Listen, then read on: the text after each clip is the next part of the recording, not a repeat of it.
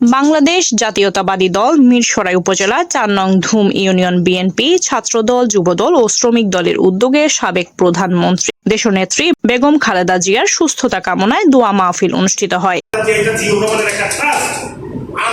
শুক্রবার ২৮ জুন উপজেলার ৪ নং ধুমে অনুষ্ঠিত দোয়া মাহফিলে উপস্থিত ছিলেন মিরসরাই উপজেলা বিএনপির যুগ্ম আহ্বায়ক, ৪ নং ধুম ইউনিয়ন বিএনপির আহ্বায়ক আজিজুর রহমান চৌধুরী, মিরসরাই উপজেলা ওলামা দলের সভাপতি রাশেদ পারভেজ, উপজেলা মুক্তিযুদ্ধ প্রজন্ম দলের সভাপতি গোলাম আজাদ সুজন, চট্টগ্রাম উত্তর জেলা ছাত্র দলের সহ সাংগঠনিক সম্পাদক মোহাম্মদ তারিফুল ইসলাম তারেক, ৪ নং ধুম ইউনিয়ন বিএনপির সদস্য শহীদ উল্লাহ, ৪ নং ধুম ইউনিয়ন যুবদলের সদস্য সচিব ইকবাল হোসেন, যুগ্ম আহ্বায়ক রানা, সদস্য জসিম, ৪ নং ধুম ইউনিয়ন শ্রমিক দলের সভাপতি মানিক, সাধারণ সম্পাদক সিরাজ, বিএনপি নেতা নঈম ফরাজি, নাসিম, রাসেল, মন্না, আফসার কন্ট্রাক্ট স্বপন সহ এতে আরো উপস্থিত ছিলেন বিএনপি, ছাত্রদল, যুবদল, স্বেচ্ছাসেবক ও শ্রমিক দলের নেতাকর্মীরা।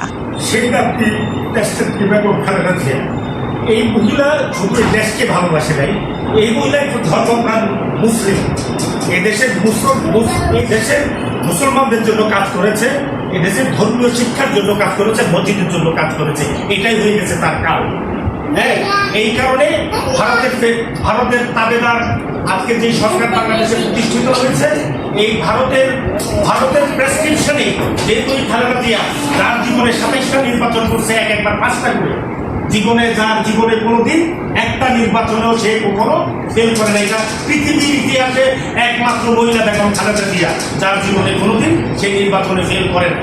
তার মানে কি, এই মহিলাটা যে এই দেশকে ভালোবাসতো, এদেশের মানুষকে ভালোবাসতো, এদেশের আমাদের মুসলমানদেরকে ভালোবাসতো, এদেশের ইসলামকে উনি ভালোবাসতো এবং ইসলামের জন্য উনি পৃষ্ঠপোষকতা করতো। এই জন্যই ওনার জীবন আজকে দুর্বিষহ